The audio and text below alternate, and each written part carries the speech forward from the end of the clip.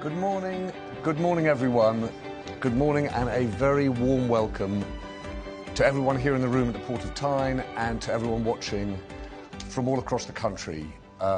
Good morning and welcome to this, the first day of the CBI's 2021 annual conference on this beautiful November morning. The CBI's annual conference this year is titled Seize the Moment. And if you like, the subject, Seize the Moment, is the spirit of the thing. This year, we are doing something different. This year, the CBI's annual conference is on the road, and we're going to be hearing from people across industry, across business, across the CBI itself, but also from across the country, from England, Wales, Northern Ireland, so that in the course of the next 3 days, we hope that we will get a better understanding of what lies ahead for business and what's possible now. We're going to be hearing shortly from the Prime Minister, from Boris Johnson. But first I want to invite here onto the stage at the Port of Tyne the CBI's Director General, Tony Danker. Tony.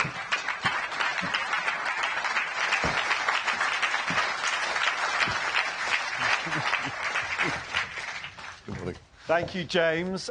Good morning, everybody. Welcome to the CBI's 2021 annual conference. It's such an honour to address you for the first time as the CBI's Director General. And it's a real pleasure to serve alongside our amazing President, Lord Curran-Bilimoria, who you'll be hearing from later in the day from Birmingham. Now, you can have your G7 in Cornwall.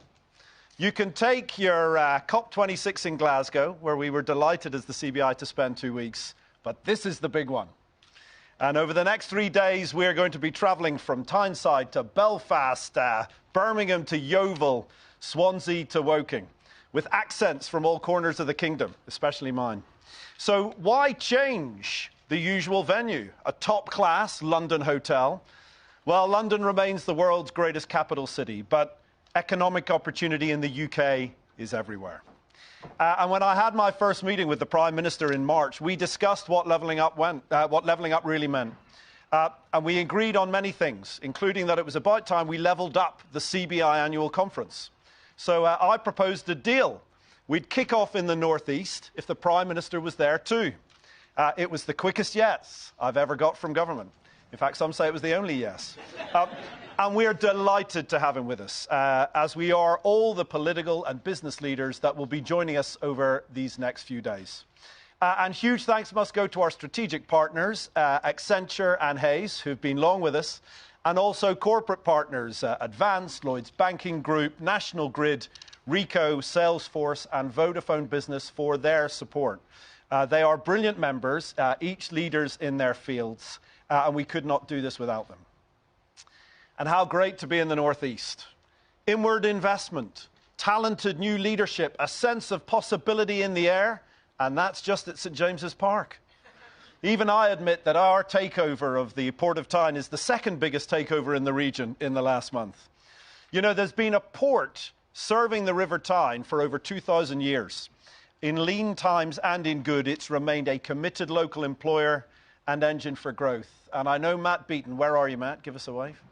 Matt's at the back. I know Matt Beaton and his team are even more ambitious for the decades ahead, creating the UK's first 2050 maritime innovation hub alongside founding partner Accenture and others. In May, we at the CBI published Seize the Moment, a 10-year economic strategy for the UK. It argues that after Brexit, after COVID and after COP, the UK must and can build the most competitive, dynamic and future-focused economy in the world, with business at the heart of social progress and acting in the service of the nation. And we set out 6 big bets, real bets the UK can make to transform our productivity and our success, to decarbonise our economy, to put innovation front and centre alongside future technology, to reinvigorate our global trade, to build thriving regions and nations competitive on the world stage, to adapt to a changing workforce more skilled and inclusive than ever before, and to build a healthier nation, after the pandemic where business stood behind the physical and mental health of their employees so brilliantly. Now, many of you have heard me talk about this before, and we are going to organise the next 3 days around these 6 themes. And some of you have said, Tony, I love the bold vision and the bold strategy, but it doesn't reflect my current realities. Rising inflation, higher energy prices, labour shortages, container costs, broken supply chains, Brexit red tape, COVID surges possibly returning. And look, for many of you, the last few months have felt like a step backwards. You know, the summer brought the prospect of a return to normal and the chance to grow rapidly again. But instead, from early September, let's be honest, the readjustment crunch has been varied and deep, with the possibility of a tough winter still to come.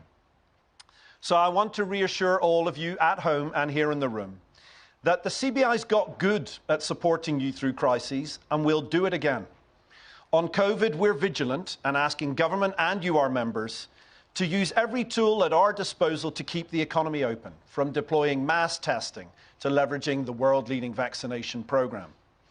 On labour shortages, I do believe government can help the transition too, by targeting its skills interventions to match shortages, shrinking training times to be able to meet demand, and by ensuring a responsive immigration system to fill the gaps we're not going to meet anytime soon. On supply chain shortages, we're actively working with Sir David Lewis and his task force to find solutions. And we will continue to argue for a joint business-government COBRA for recovery. As you know, at the CBI, we love a COBRA. But we cannot afford to act just in the short run. We cannot put the future on pause. That's what we did in 2008. We spent several years only managing the immediate matters and rowing politically about everything. And we look headed that way again, but we mustn't do it. We can't have another low-growth, flatlining productivity decade. So in the 12 months ahead, the challenge for business leaders is twofold. Yes, we need to break down barriers in front of us, but simultaneously, we need to open up opportunities.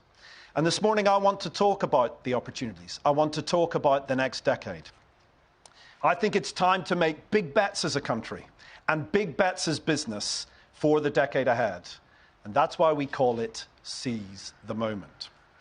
Let's take levelling up, an agenda that we share wholeheartedly with the government.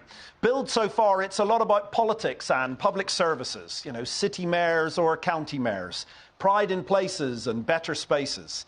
And that all matters. Business cares about these things, but there the politicians lead.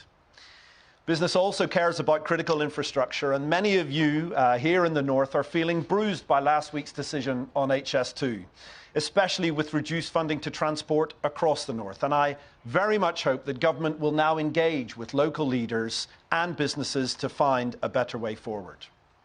But ultimately, what the UK needs to really level up is economic growth in every place. Growth that in turn provides better paid jobs, skilled work, firm-level success. And that creates the kind of virtuous circle that really helps a place to prosper. So let's talk about money. Let's talk about industry. You know, every place has an industry that they're famous for. Textiles in Lancashire, shipbuilding on the Clyde, steel in Sheffield, sources of competitive advantage that made the place prosperous, where people learned to trade and forged a career. But let's be honest, the truth is that the UK has long suffered from deindustrialisation. Since the 1980s, we let old industries die, offering little more than benign neglect for what got left behind. It was an economic policy that was at best ambivalent about levelling down. Too relaxed about a brain drain as young people leave home to chase better wages and jobs. Wages higher in the south than in the north. Multinational corporations overwhelmingly located in the southeast where new industries thrived. Shuttered high streets in towns and cities left behind. We have spent decades living with these consequences. But now we've got a shot at redemption. A chance to regenerate with nascent industries such as biotech, space, cybersecurity, emerging in all parts of the country. even more so with net zero, which creates a once-in-a-generation opportunity for the UK's industrial heartlands to lead in this new industrial revolution as they did in the last. Hydrogen, offshore wind, carbon capture, electric vehicles and batteries, and other net zero solutions. But it won't happen on its own. We know that now.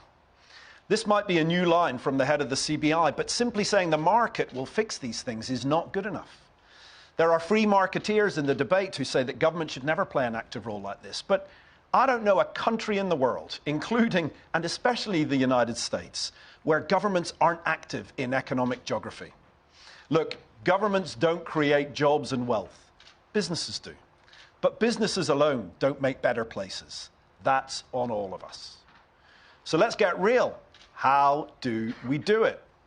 Well, we believe that higher value drives the prosperity of a place in 4 ways. High value sectors, high value firms, high value skills, and higher business investment. Let me say a bit about each. First, high value sectors. There's a clear correlation between high productivity sectors in a place and the economic outcomes for local people. And lots of places have them. Just down the road in Sunderland, for example, where productivity is 3% higher than the UK average, fueled by its world-class automotive sector, a major source of high-quality jobs for the region. Or Cheshire East, where the combined power of pharmaceuticals and advanced manufacturing has pushed productivity 16% higher than the UK average. But even when it appears that a place has high-value sector presence, you do have to look more closely. What you'll see is that even within some UK regions, even the most productive areas remain stubbornly below the national average. According to ONS data, looking at regional productivity in 17 broad economic sectors, London ranks number 1 in 13 of those sectors. And the South East has a top 3 ranking in 13 of the sectors. While Scotland also, big up for the Scots, achieves a top 3 ranking in 9 of the 17 sectors. The truth is that in too many sectors, the UK now feels like a branch line economy, with the most productive parts of the sector, such as HQs, too often based in London and the South East, and the branch managers and the back offices are the ones that are based elsewhere. Instead of a branch line economy, what we want is an economy of many hubs. In a multi-hub economy, clean energy headquarters in the North East call up Edinburgh or London for the finance, and London companies like TfL call up Yorkshire for the trains and Falkirk and Ballymena for the buses. Second, let's talk about high-value firms. We know the transformational impact that a successful company can have on its local community.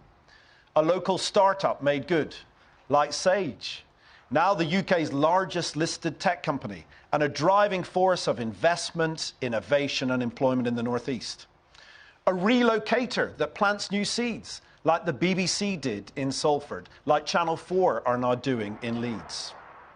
Or an overseas investor that commits to the UK, just like Nissan again, who came in the 80s and who are now creating a world-first £1 billion electric vehicle manufacturing ecosystem here. Or a UK firm that's been a regional leader for decades, like BAE Systems in Buro, where they design and build the most complex nuclear-powered submarines in the world for the Royal Navy, and Leonardo, which has kept Yeovil at the cutting edge of aerospace since the First World War. High-value firms of these kinds are the job creators, the skill builders, the innovators. They are catalysts for growth in local economies. Which leads us to my third lever, skills. When skills rise, so does economic growth. And that golden thread between skills and productivity only becomes more important over time. For example, in parts of London, the central London, such as Wandsworth, Camden, the City, around 3/4 of workers are educated to at least degree level. That's a big part of the explanation why London has the highest productivity of anywhere in the UK. It's a similar story elsewhere. It's not just London, with other prosperous places such as Edinburgh, Bristol, Brighton and Hove having relatively high graduate shares too. But many of our other major city regions have traditionally lagged behind, like Leeds, Birmingham, Manchester and Glasgow, despite being home to some of the UK's leading universities. And we can guess why that might be. Better prospects elsewhere, all of which in turn exacerbates the local skills shortages. Finally, of course, we come to business investment. When it rises in a place, the economic impacts are clear. I've spoken about business investment before. It is, as a nation, our Achilles heel. Seriously underpowered since the 1990s and on track to come back lower still after the pandemic. But investment and productivity are interlinked. For example, some more numbers. Recent research shows that over time, 1% increase in the level of capital per worker, that's the machinery and IT and buildings, leads to labour productivity growth of 0.6% across the economy. And our analysis found that over the past 5 years, while some regions have seen double-digit growth in this capital per worker, it's stagnated in many of our industrialised areas: Derbyshire, Nottinghamshire, West Yorkshire, Greater Manchester and Merseyside. Business investment is something that needs tackling locally, but nationally too. Why we've called on the Chancellor to take a look again at tax and markets, and also for the government to look at regulation. We need to think about regulation more holistically. We need UK regulators to pioneer pro-investment and pro-innovation regulation alongside competition and consumer price. And that's the way we use post-Brexit freedoms to unlock growth. So, there we are. I hope you stayed with me. The 4 levers, the 4 ingredients of levelling up: sectors, firms, skills and investment. But what's the recipe? Because it's only when you bring them together in tandem that this works. Well, for us at the CBI, the answer is a clusters approach, where you get a concentration of firms co-located. They compete, but also collaborate because they have the same skill needs and they have the same supply needs. Their ideas and innovation spur each other on. It becomes an ecosystem made up of startups and anchor institutions, the colleges and the universities. Thus flows skills and expertise, in turn generating innovation and ideas. Surprise, surprise. Finance and legal and professional services show up, and soon adjacent sectors come to town. That's the way economies grow. It's not a new idea. We know London did it in finance, we know Aberdeen did it in oil and gas, and Cambridge did it in science. It's also enabling South Wales to emerge as a player in the world's compound semiconductor industry, which is projected to grow to over 300 billion as a market by 2030. It's true internationally. In the US, it cemented Massachusetts' reputation as a global leader in biotech, and in Germany, it helped Hamburg to become a world-leading civil aviation hub. And where it works, and this is key, it's rarely public sector push, it's private sector pull. So at the CBI, we want to help. Yes, levelling up should absolutely be led by a local mayor or government, but a business plan for a place has to be a plan with businesses in it, committed, invested in every sense, and showing up to play. So today, I can announce that the CBI will establish a new Centre for Thriving Regions to coordinate the private sector's commitment to levelling up. Our centre will have a new director and be staffed from across all 4 nations and regions. It will have a steerco of leading national, local and multinational businesses, as well as universities or colleges. It will draw on the input and ideas of our 800-strong regional council network. It will launch a roadshow around the country, we may be back, to codify success and failure in business-led growth across the regions. And we'll create 2 demonstrator projects, high-profile clusters, a multi-year innovation from us to support local efforts to transform and to prove the case. It will draw on all this and tons of international evidence to write the Levelling Up Playbook, how any UK place can build globally successful clusters that are private sector engaged and led. And it will crack one of government's biggest questions to me, how to bring private sector leadership to a place. You know, business people, I'm sure you'll all agree, want to play that role. But to date, most of the ask on business people are to join committees that oversee public funds. But I would change the ask. Ask businesses to do fundamental economic strategy for their regions, as the best mayors often do. Or be genuine decision makers on specific and real deliverables that make a difference. A university hub, a logistics centre, a thriving regional airport.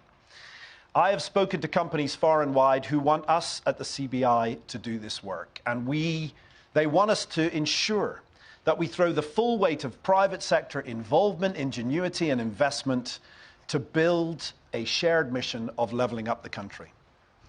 And it also speaks to the role of the CBI changing in the decade ahead and our continued commitment in new times to you, our members. I've been in post for 1 year now this week. And when I was appointed, Richard Lambert, one of my predecessors, told me that I'd put on a stone in a year.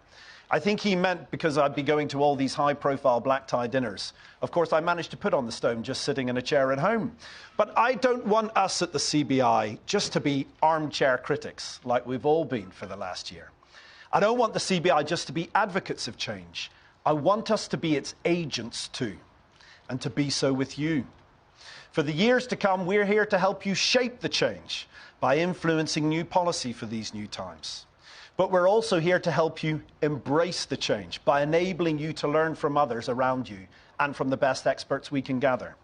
And we're here to help you lead change by pioneering and showcasing new answers for new challenges. And change is upon us all. This conference sets out how our economy will now move rapidly in different ways. Decarbonisation, innovation, trade, regions, workplace and health. So please soak it all in. Whether you're in the room or at home, please comment and tweet. Please engage with us afterwards and over the course of the year ahead to make it even better. I know that it's kind of tiring to have to think about the future after everything we've come through. And it's kind of hard to solve for a new world when the current one presents real problems. But as we emerge from trying times, our very best businesses are already surging ahead. They are going fast. They are growing fast. So my message is simple to everybody. It's time to seize the moment. Thanks very much indeed.